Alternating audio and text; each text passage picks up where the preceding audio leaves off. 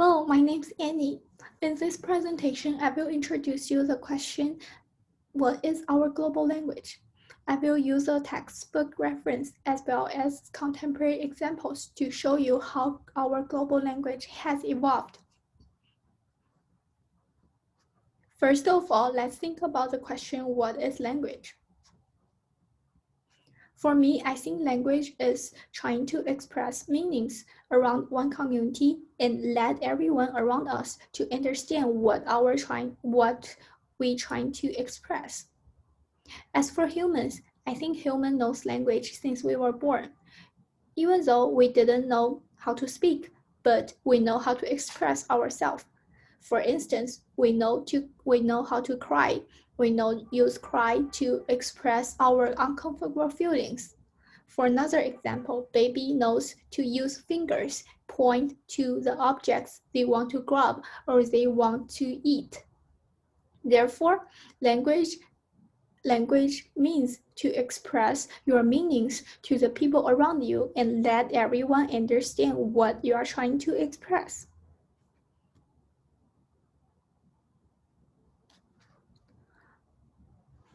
Ancient Chinese has used image or character drawings to represent specific meanings. For instance, for this line here, we can clearly tell this is a drawing of a sun and a moon, and when sun and moon together, we have the meaning light. This character here not only means light in Chinese, but also means tomorrow and day. Sun and moon together can clearly tell people it is a whole day, and it can also represent tomorrow. For another example, ancient Chinese use mountain drawing to represent mountains. And no matter which language you speak, you can clearly tell from this drawing that it is a mountain. And it is clearly express the meaning of mountain. For another example, for this image here, although I didn't understand this kind of language at all, but from the Weizhou drawing, I could clearly tell this is a body, this is a person's head, and this is a person's head lying down, and this is a head, and this is a neck. Therefore, I could understand from the Weizhou drawing about what he's trying to express, even though I don't understand his language or I don't speak his language. So when you express a meaning that everyone can understand, or when you trying to have some kind of visual character to show everyone and people can simply understand what you are trying to mean, we could say it is a kind of global language. So what does global language looks like in contemporary society when language has evolved so much and we have so many different languages on the earth? So for the emoji board here, we could clearly tell the meaning behind every emoji. And no matter which language you speak or which native language you have, when I send you this emoji, you can tell, oh, I'm trying to express the meaning of cat. For another example, for this children drawing right here, although I don't know who the children is, or I don't know what language the children speaks, but I know what he's trying to express when he draw this drawing. I know there are two bears and dogs and box with lock and giraffe, coconut tree, ocean, beach, and sun. So even though I don't communicate directly through speaking with these children, but I could tell what his meaning from his drawing. Therefore, we could see that Weizhou communication or Weizhou elements are the new global language. And this video here will show you how emoji could be the new global language.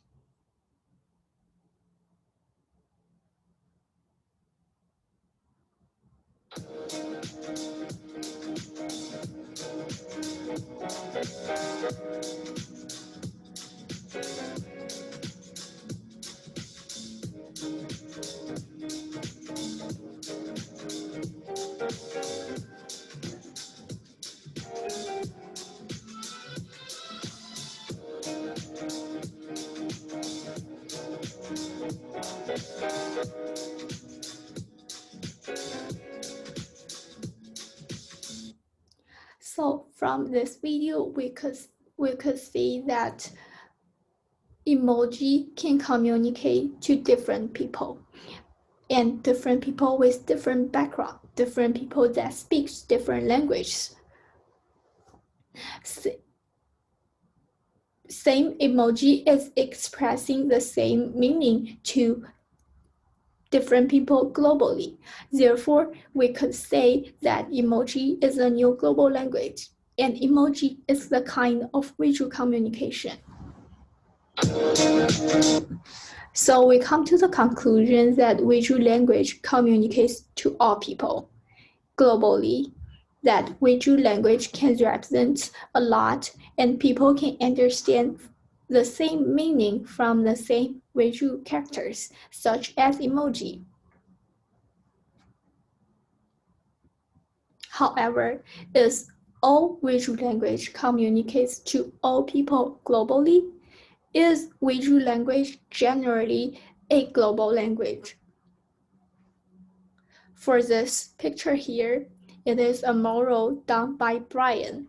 And when Brian came to our class as a guest speaker, he answered to the question what he thinks about the global language is. And he said global language should definitely be visual language. However, visual language has categories. We could say this mural is visual language. But when I showed this mural to my mom, she said she can understand it is a two-person trying to compete. Then I asked her, do you understand what blue and red means? And she said, might be just for beauty purpose. And then I asked her, so you don't know what blue and red represents? And she said she thought it was just a background color. So when my mom is a typical Chinese and she doesn't know any background about American history, she might not understand what's the deeper meaning of this visual language or of this visual image trying to tell. So what is global really means? Or what is global language really means? This video is a professor. He has done a research examining the global language of emojis.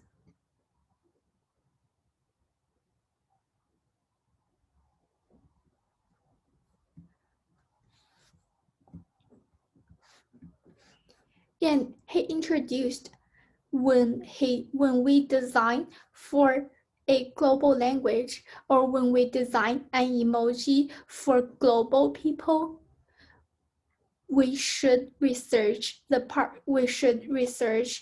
people's background, people's community, people's ethnicity, and we have to understand every people, and we have to do interviews globally around the world. And then we could come to some conclusion. For instance, cry emoji is understandable to all of the people to all of the people from different culture, but there's some kind of emoji such as a mahjong emoji is only understandable to Chinese people because it is a Chinese game. So therefore, global language should be a language that could be understood by majority of the people in the world. So does the global mean for everyone? Definitely not. And this video shows how a blind person reads emoji.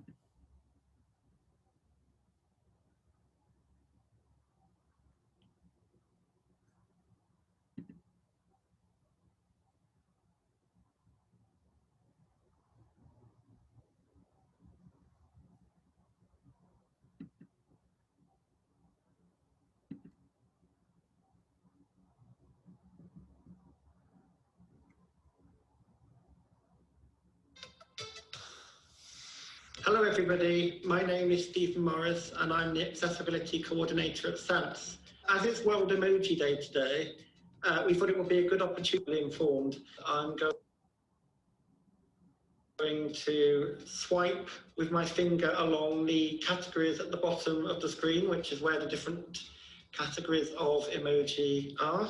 Food and drink category.